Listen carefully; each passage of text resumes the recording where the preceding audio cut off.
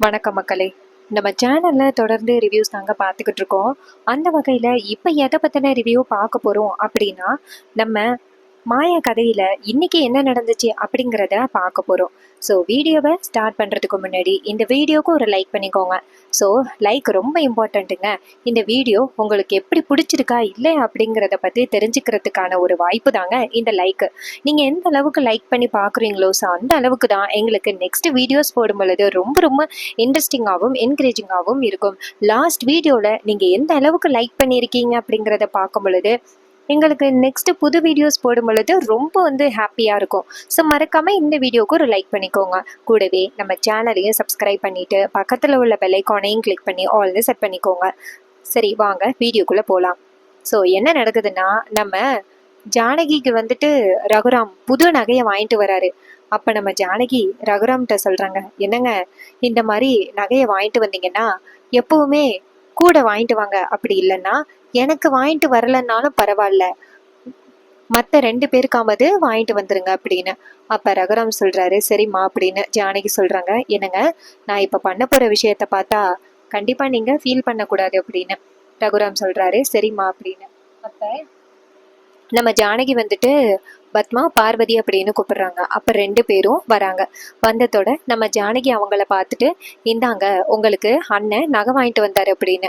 அப்ப நம்ம பத்மா அந்த நகையை பார்த்துட்டு, எங்களுக்கா நான் வாங்கிட்டு வந்தீங்க அப்படின்னு சொல்ல, ரகுராம் சொல்றாரு, ஆமாமா அப்படின்னு. உடனே அவங்க 2 பேருமே அந்த நகையை பார்த்துட்டு, இந்த நகை ரொம்ப சூப்பரா இருக்கு அப்படின்னு சொல்லிட்டு கழுத்துல போட்டுக்கிறாங்க. இதை பார்த்ததோட நம்ம ரகுராம் நேரா ஜானகியை பார்க்குறாரு. அப்போ பார்வதி சொல்கிறாங்க, மாமா இந்த நகை ரொம்ப சூப்பராக இருக்கு மாமா அப்படின்னு சொல்லிட்டு கழுத்தில் போட்டுட்டு அந்த இடத்துலேருந்து போகிறாங்க. ஸோ இதை பார்த்துட்டு ரகுராம் நேரா ஜானகியை பார்த்து, ஒன்ன மாதிரி ஒருத்தி இந்த வீட்டுக்கு மருமகளா வந்ததுக்கு ரொம்ப கொடுத்து வச்சிருக்கணும், கண்டிப்பா நீ இந்த குடும்பத்தை பாதுகாப்பானே எனக்கு நம்பிக்கை இருக்கு அப்படின்னு சொல்லிட்டு ஜானகியை ஹக் பண்றாரு. ஜானகியும் சொல்றாங்க, இங்க பாருங்கங்க நம்ம வீட்டுல எல்லாருமே ஒண்ணுதான் அப்படின்னு சொல்றாங்க. இது எல்லாமே நம்ம ரகுராமுக்கு ஞாபகம் வருது. எதனால ஞாபகம் வருது அப்படின்னா, பத்மாவும் பார்வதியும் என்ன சொன்னாங்க, நாங்க நகையை கொடுக்க மாட்டோம், இது மாதிரி எதுக்காக நாங்க நகையை கொடுக்கணும் அப்படின்னு சொல்லி பேசினாங்கல்ல. ஸோ இதனாலதான் நம்ம ரகுராமுக்கு அப்படி ஞாபகம் வருது. ஒரு காலத்துல நகை எதுவுமே எனக்கு வேணாம், எல்லாத்தையும் பத்மாரிக்கிட்டையும் பார்வதி கிட்டையும் கொடுங்க அப்படின்னு சொன்னா ஜானகி. ஆனா இன்னைக்கு ஜானகிக்கு உதவி பண்றதுக்கு யாருமே இல்லை அப்படிங்கிறது தான் நம்ம ரகுராமோட வருத்தமா இருக்கு. ரகுராம் கவலையா உட்கார்ந்துருக்கும் பொழுது அந்த இடத்துக்கு நம்ம பாட்டி வராங்க. பாட்டி நேரா ரகுராம் பக்கத்துல உட்காந்துட்டு, ரகு இன்னைக்கு ஜானகிக்கு தண்டனை கிடைச்சிருமா அப்படின்னு. ரகுராம் சொல்றாரு, ஏமா அதை பத்தி கேக்குறீங்க அப்படின்னு. பாட்டி சொல்றாங்க, ஏன்பா ரகு, இதுவரைக்கும் ஜானகி இந்த குடும்பத்துக்காக என்னெல்லாம் பண்ணியிருக்கா அப்படின்னு உனக்கு தெரியுமாப்பா அப்படின்னு. ரகுராம் சொல்றாரு, எனக்கு தெரியும், எனக்கு தெரியுமா அப்படின்னு. அப்ப பாட்டி சொல்றாங்க, இங்க பாருப்பா, என்னதான் ஜானகி இப்படி ஒரு தப்பை பண்ணாலும் எதனால பண்ணியிருக்கா கொஞ்சம் யோசனை பண்ணி பாரு. தனாவோட வாழ்க்கை நல்லா இருக்கணும் அப்படிங்கிறதுக்காக தான் அவ அப்படிப்பட்ட ஒரு பழியை ஏந்திக்கிட்டு அவ ஸ்டேஷனுக்கு போயிருக்கா. இங்க பாருப்பா ரகு, நம்ம தான்ப்பா இந்த குடும்பத்தை ஒத்துமையா கொண்டு வரணும். என்னதான் ஜானகி கதிருக்கு சப்போர்ட் பண்ணி அவ ஜெயிலுக்கு போனாலும் அவ குடும்பத்தை ஒத்துமையா வச்சிருக்கணும் அப்படிங்கிறதுக்காக தானப்பா போயிருக்கா. அவ மட்டும் ஜெயிலுக்கு போயிட்டா அதுக்கப்புறம் அவளை வெளியில கொண்டு வர்றது ரொம்ப கஷ்டம்.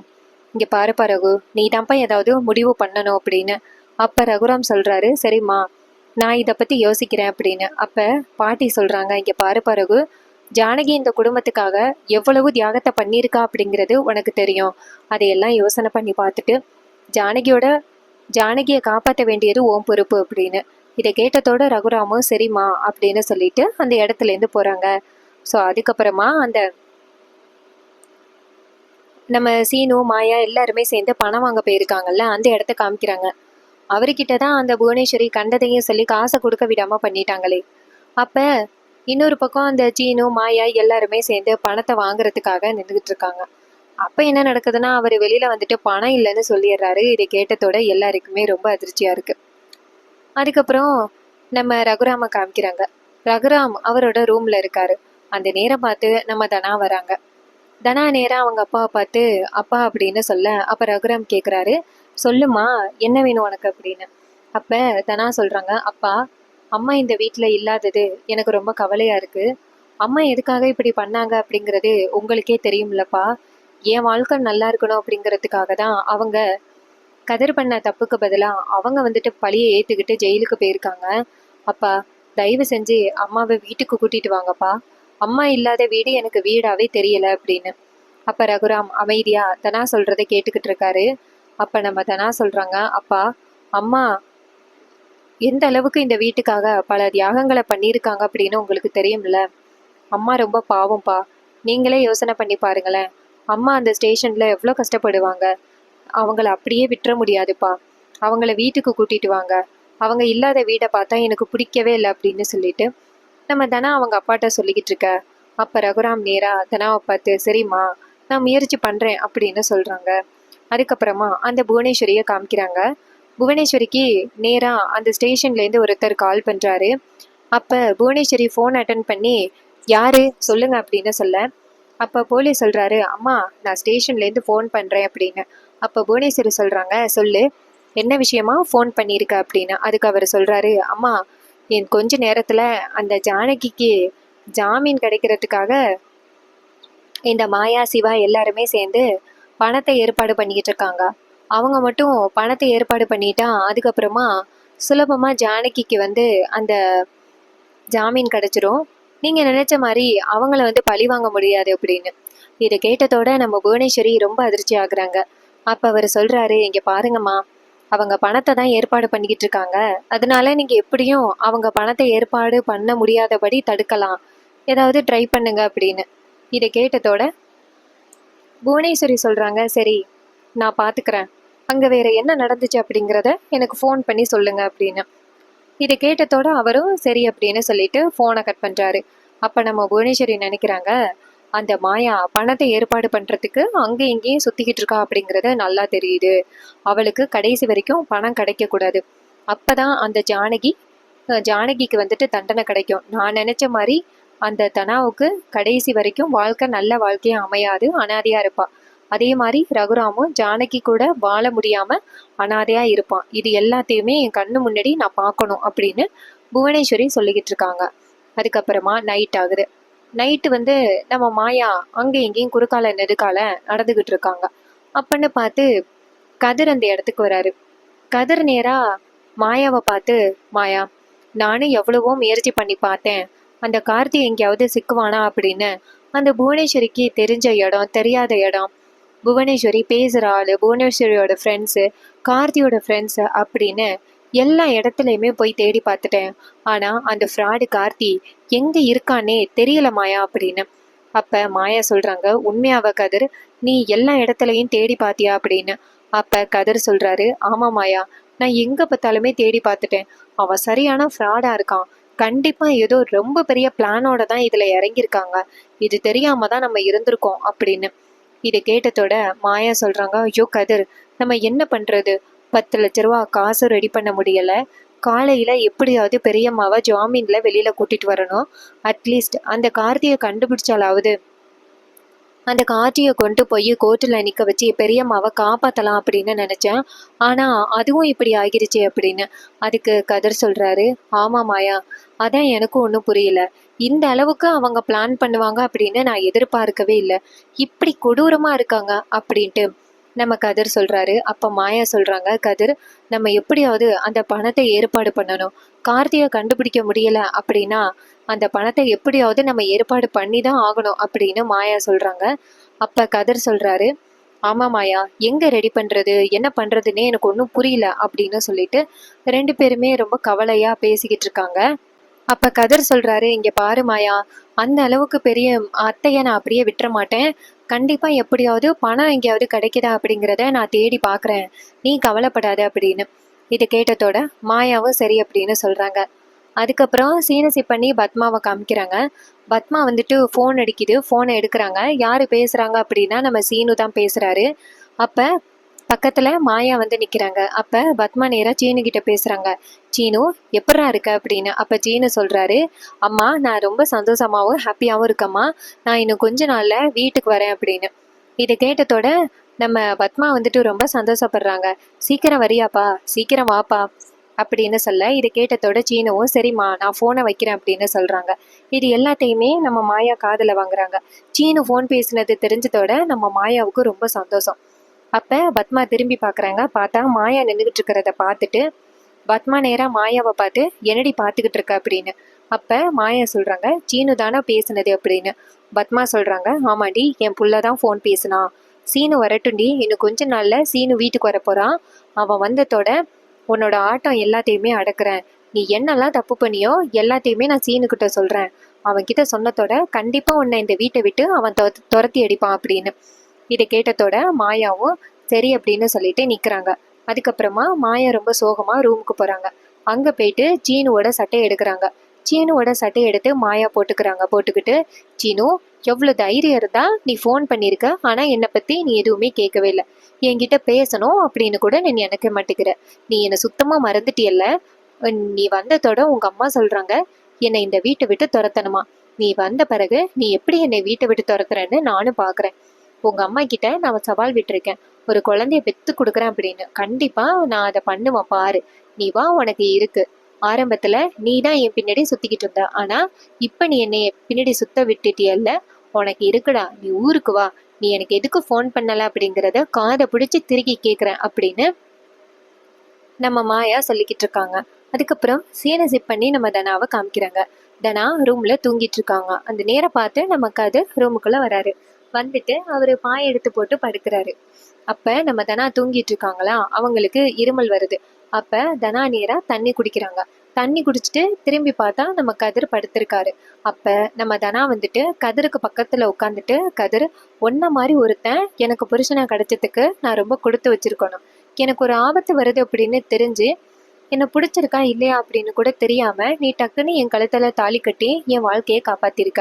அதுவும் அந்த கார்த்தி மாதிரி ஒரு பொறுக்கிக்கிட்டேருந்து என் வாழ்க்கையை காப்பாத்திருக்க. உனக்கு நான் கடைசி வரைக்கும் நன்றி கடன் பட்டிருக்கேன். ஆனா என்னால இப்போதைக்கு உன் கூட சேர்ந்து வாழ முடியல. எங்க அப்பாவோட பேச்சையும் மீற முடியல. அதனாலதான் உன் கூட என்னால வாழ முடியல. எங்க அப்பாவுக்கு இப்போதைக்கு உன்னை பிடிக்கல. ஆனா நீ பண்ண நல்லது மட்டும் அப்பாவுக்கு தெரிஞ்சிச்சுன்னா கண்டிப்பா அவரு உன்னை தலையில தூக்கி வச்சு கொண்டாடுவாரு. ஆனா இப்போதைக்கு என்னால உன்னை ஏத்துக்க முடியாது. என்னை மன்னிச்சிரு கதிர் அப்படின்ட்டு தனா ரொம்ப கவலையா கதிரை பார்த்து பேசிக்கிட்டு உட்காந்துருக்காங்க. அப்ப நம்ம கதிர் சட்டையில வந்துட்டு என்னமோ எழுதி இருக்கிறது நம்ம தனாவுக்கு தெரியுது. அப்ப நம்ம தனா என்ன பண்றாங்கன்னா என்னது அப்படின்ட்டு பாக்குறாங்க. பார்த்தா கதிர் வந்துட்டு தனாவோட பேரை பச்சை குத்துனாரு இல்ல கோவில்ல, அது இருக்கு. அதை பார்த்ததோட தனாவுக்கு செம்ம ஷாக்கு. அப்ப தனா வந்துட்டு பார்த்ததோட இது யாருக்கும் தெரியக்கூடாது அப்படிங்கிறதுக்காக மறைச்சிக்கிட்டு தெரியுறியா? நீ இந்த அளவுக்கு என் மேல பாசமா இருக்க, ஆனா நான் அதுக்கு கொஞ்சம் கூட பொருத்தமானவளே கிடையாது. நான் என்ன பண்றது கதிர்? எங்க அப்பாவை மீறி என்னால எதுவும் பண்ண முடியாது. அப்பாவும் அம்மாவும் என்னைக்கு ஹாப்பியா அவங்களோட வாழ்க்கையை ஆரம்பிக்கிறாங்களோ அப்பதான் வந்துட்டு என்னால உன்னை ஏத்துக்கிட்டு சந்தோஷமா வாழ முடியும். அது வரைக்கும் என் வாழ்க்கை இப்படிதான் அப்படின்னு தனா ரொம்ப கவலையோட கதிர் பக்கத்துல உட்காந்து சொல்லிக்கிட்டு இருக்காங்க. அதுக்கப்புறமா தனா நேரா கதிர்கிட்ட இந்த மாதிரி ஒரு பொறுக்கிக்கிட்டேருந்து என் வாழ்க்கையை காப்பாத்திருக்க, உனக்கு நான் நன்றி கடன் பட்டிருக்கேன் கதிர் அப்படின்னு சொல்றாங்க. ஸோ அதுக்கப்புறமா நம்ம மாயா, சீனு, மணி இவங்க எல்லாரையுமே காமிக்கிறாங்க. அவங்க எல்லாருமே சேர்ந்து நேரா ஒருத்தர்கிட்ட பணம் வாங்குறதுக்காக போயிருக்காங்க. அவரு நேரா சிவாவை பார்த்து வாங்கய்யா, உங்களை தான் ரொம்ப நேரமா எதிர்பார்த்து காத்துக்கிட்டு இருந்தேன் அப்படின்னு. அப்ப சிவா சொல்றாரு, ஐயா நாங்க போன்லயே விவரத்தை சொல்லிட்டோம். இது மாதிரி ஜானகி அண்ணியை வெளியில கூட்டிட்டு வர்றதுக்கு கொஞ்சம் பணம் தேவைப்படுது, ஒரு 10 லட்ச ரூபா நீங்க கொடுத்தீங்கன்னா நாங்க வந்துட்டு எப்படியாவது திருப்பி கொடுத்துட்றோம். இது ரொம்ப பெரிய உதவியா இருக்கும் அப்படின்னு சொல்றாங்க. இதை கேட்டதோட அவர் சொல்றாரு, அவ்வளோதானே, நீங்க இந்த விஷயத்த பத்தி அதான் போன்ல சொல்லிட்டீங்களே, நாங்க வந்துட்டு நேரா கொண்டுட்டு வரோம், பணத்தை எடுத்துட்டு வரோம் அப்படின்னு சொல்லிட்டு நேரா மாடிக்கு போறாரு பணம் எடுக்கிறதுக்காக. அந்த நேரம் பார்த்து அந்த புவனேஸ்வரி இருக்காங்கல்ல, நேரா அந்த வட்டிக்காரருக்கு ஃபோன் பண்றாங்க. வட்டிக்காரர் ஃபோன் அட்டன் பண்ணி யாரு அப்படின்னு கேட்க புவனேஸ்வரி சொல்றாங்க, நான் தான் நான் தான் புவனேஸ்வரி பேசுறேன் அப்படின்னு. அப்ப அவர் கேட்குறாரு, சொல்லுங்க என்ன வேணும் உங்களுக்கு, எதுக்கு ஃபோன் பண்ணியிருக்கீங்க அப்படின்னு. அப்ப புவனேஸ்வரி சொல்றாங்க, அங்க அந்த சிவா மாயா எல்லாரும் வந்திருக்காங்களா அப்படின்னு. அப்ப அவர் சொல்றாரு, ஆமாம்மா, இது மாதிரி ஜானகி மேடத்தை ரிலீஸ் பண்றதுக்காக அவங்களுக்கு வந்துட்டு ஒரு 10 லட்ச ரூபா பணம் வேணுமா, அதை கேட்கறதுக்காக வந்திருக்காங்க அப்படின்னு. அப்ப புவனேஸ்வரி கேட்குறாங்க, என்ன பணம் கொடுக்க போறீங்களா அப்படின்னு. அப்ப அவர் சொல்றாரு, ஆமா மேடம், அப்புறம் பணம் கொடுக்காம என்ன பண்றது, அந்த ரகுராம் ஐயா இந்த குடும்பத்துக்காக என்னெல்லாம் பண்ணியிருக்காரு, அவங்க பணம் கேட்குறப்ப கொடுக்கலன்னு சொல்ல முடியுமா அப்படின்னு. புவனேஸ்வரி சொல்றாங்க, கொஞ்சமாவது யோசனை பண்ணி பாத்தீங்களா? 10 லட்ச ரூபா பணங்கிறது சாதாரண பணம் அந்த ரகுராமோட குடும்பத்துக்கு. அந்த ரகுராமோட குடும்பத்துல பணம் கொட்டி கிடக்கு. ஈஸியா வந்துட்டு 10 லட்ச ரூபாய் ஏற்பாடு பண்ணியிருக்கலாம். ஆனா அவங்க வீட்ல ஏற்பாடு பண்ணாம உங்ககிட்ட வந்து கேக்குறாங்கன்னா என்ன காரணம்? ரகுராமுக்கு இதுல விருப்பமே இல்லை. நீங்க மட்டும் இப்ப பணத்தை எடுத்து கொடுத்தீங்கன்னா ரகுராமோட கோவத்துக்கு ஆளாவீங்க. அதோட அந்த 10 லட்சம் பணம் ரகுராமுக்கு தெரியாம தான் வாங்குறதுக்கு வந்திருக்காங்க. நாளை பின்ன அவங்களால கொடுக்க முடியல அப்படின்னா ரகுராம் கிட்ட கேட்டா என்ன சொல்லுவாரு? எனக்கும் அதுக்கும் சம்மந்தமே இல்லை அப்படின்னு சொல்லுவாரு. அப்புறம் உங்களால 10 லட்சத்தை எங்க அவங்க கிட்ட இருந்து வாங்க முடியுமா? வாய்ப்பே கிடையாது. அப்புறம் அந்த 10 லட்சம் ஆத்துல போட்டது மாதிரி ஆகிரும் அப்படின்னு. இது கேட்டதோட அவரு ரொம்ப அதிர்ச்சி ஆகுறாரு. என்னம்மா இப்படி சொல்றீங்க அப்படின்னு புவனேஸ்வரி சொல்றாங்க. ஆமா, அவங்க ரகுராம் கிட்ட சொல்லாம தான் உங்ககிட்ட பணத்தை வாங்க வந்திருக்காங்க. இது தெரியாம இந்த காலத்துலயும் இப்படி முட்டாளா இருக்கீங்க அப்படின்னு. இது கேட்டதோட அவரு ரொம்ப ஷாக் ஆகுறாரு. என்னம்மா நீங்க எப்படி சொல்றீங்க அப்படின்னு புவனேஸ்வரி சொல்றாங்க. சரி, என்னை மீறி பணம் கொடுக்கறதா இருந்தா கொடுத்துக்கோங்க. கண்டிப்பா ரகுராமுக்கு இந்த விஷயம் தெரியாம இருக்காது. அவருக்கு மட்டும் தெரிஞ்சிச்சுன்னா கண்டிப்பா ரொம்ப டென்ஷன் ஆகிருவாரு. அதுக்கப்புறம் உங்களோட சாய்ஸ் அப்படின்னு. இதை கேட்டதோட ரொம்ப அதிர்ச்சி ஆகுறாங்க நம்ம. அப்ப அவர் சொல்றாரு, நாங்க எப்படி ரகுராம் ஐயாவை மீறி இது மாதிரி இவங்களுக்கு காசு கொடுக்க முடியும்?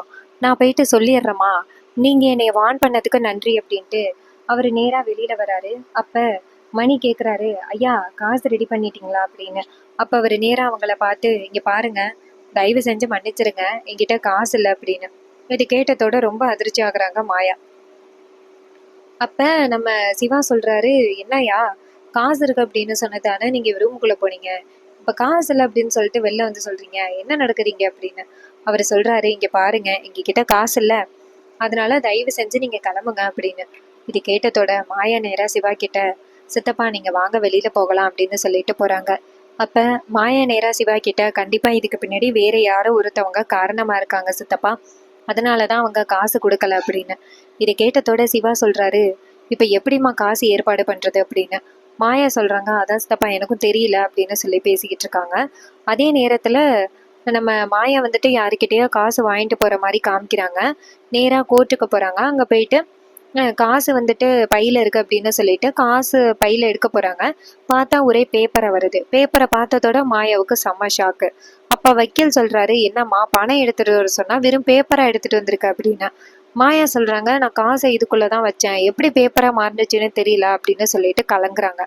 அப்ப நம்ம சிவாவும் மணியும் அதிர்ச்சியாக, அப்ப டக்குன்னு ஒரு காரு வந்து நிக்குது. அந்த காருக்குள்ளேருந்து நம்ம ரகுராம் வராரு. இதை வந்து நம்ம ஜானகி பார்த்துட்டு ஷாக் ஆகுறாங்க. மாயாவும் நேரா ரகுராம பார்த்துட்டு அதிர்ச்சி ஆகுறாங்க.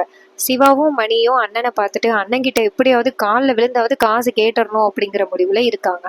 அதோட இன்னைக்கான எபிசோட ரொம்ப ரொம்ப இன்ட்ரெஸ்டிங்காக ஃபினிஷ் பண்ணியிருக்காங்க.